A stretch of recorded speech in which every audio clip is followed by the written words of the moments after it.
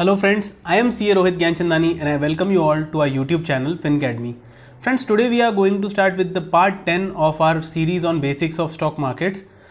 We are going to discuss about cash flow statements, that is the third part of financial statements. Earlier we have already discussed about balance sheet and profit and loss account in part 8 and part 9 respectively. The links of those two videos I am giving in the description. You can check those out, or you can check out the whole playlist where you will get all the videos right from part 1 till this part, right? So let's begin. Now, what is cash flow statements? The name itself suggests cash flow. That means where money moves, wherever the money is moving, how the money is moving within the business or outside the business.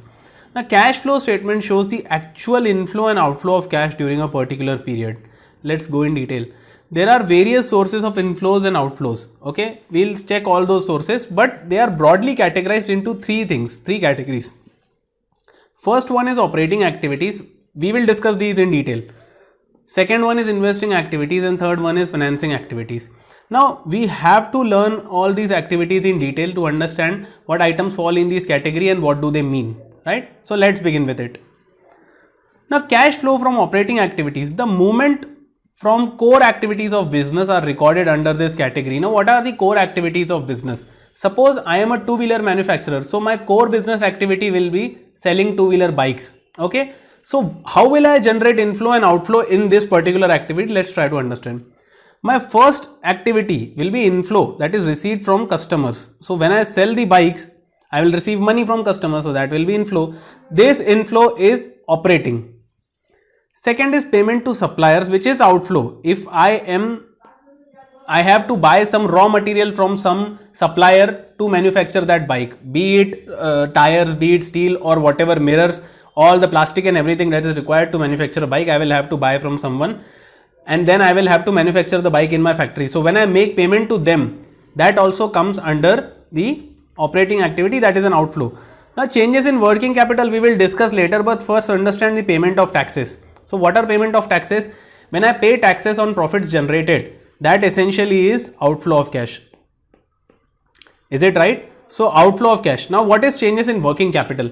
Now understand, in the starting of the year of the business year, so year starts on 1st April. Suppose I have rupees 100 worth of bikes in the stock. Okay, so current in the previous year I had 100 rupees worth of bikes.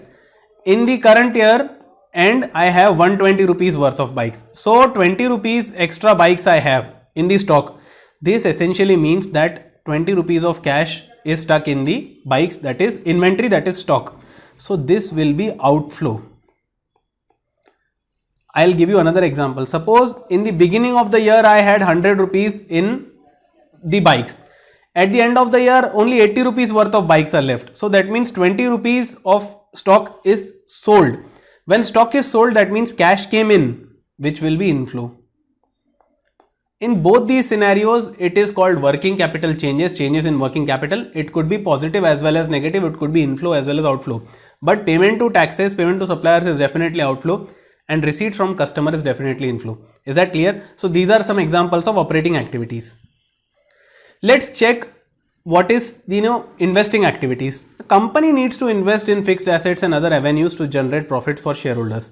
Investing activities involve following items. Now, when you generate some cash from operations, you have to invest it somewhere to grow your business. So how do you grow your business? By purchasing more fixed assets to grow sales. Okay, so purchasing fixed assets will be an outflow. When you purchase an asset, you have to give cash to somebody. Okay, so it will be an outflow. If you sell fixed asset, now suppose some old fixed asset is lying and you sell it, this will be an inflow. Is that right? If you purchase some investments, let's say I have some spare cash, some 200-300 crores are lying on my books, and I don't have any use of it right now, so I will just make an FD. So when I make an FD, it is purchase of investment, that is outflow. The cash will flow out of my books to bank. Okay. When I break that FD, that is sale of investment, that will be inflow. If I receive interest on those fixed deposits or whatever deposits I have made, that is inflow.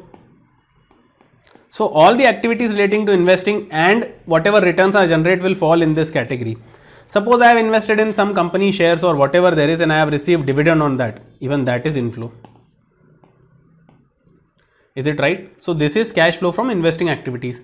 Now third and final activity is financing activities, how business gets its money to finance the operations. Okay.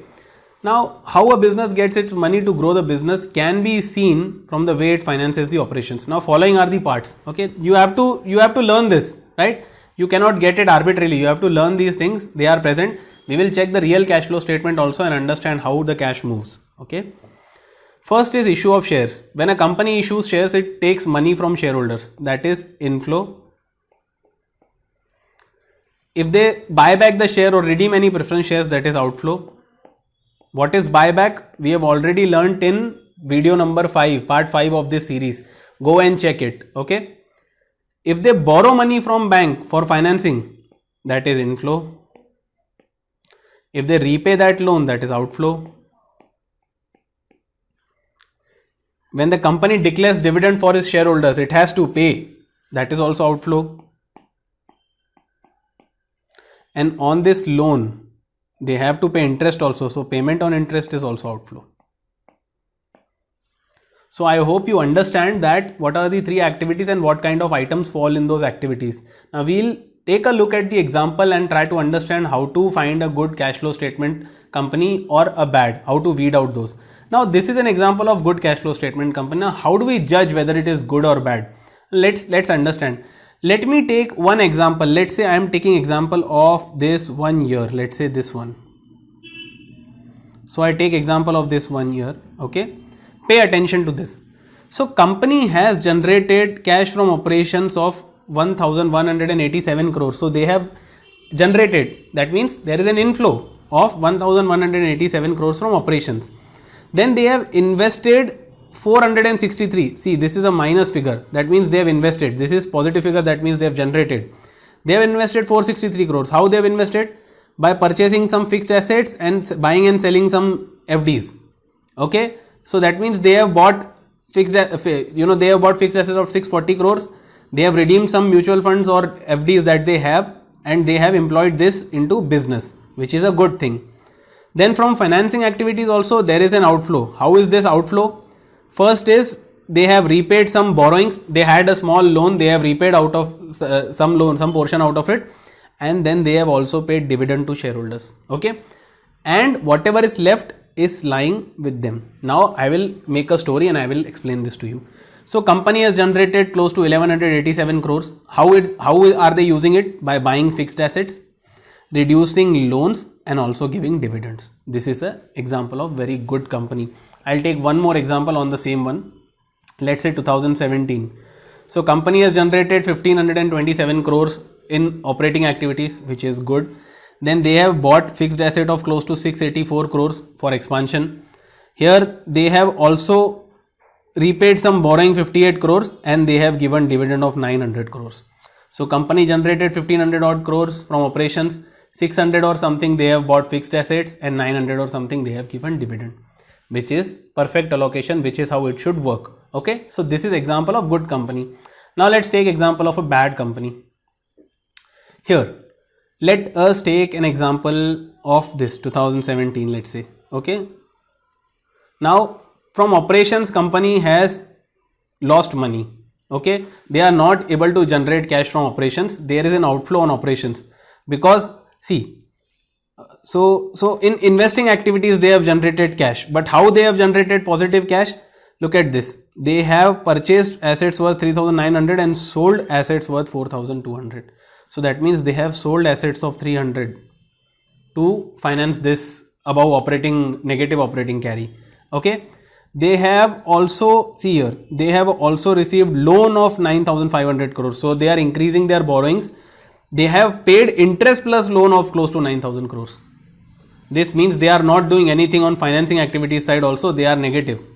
Okay. So what is the story? They are not able to generate any cash from operating activities. So business is not generating any good cash.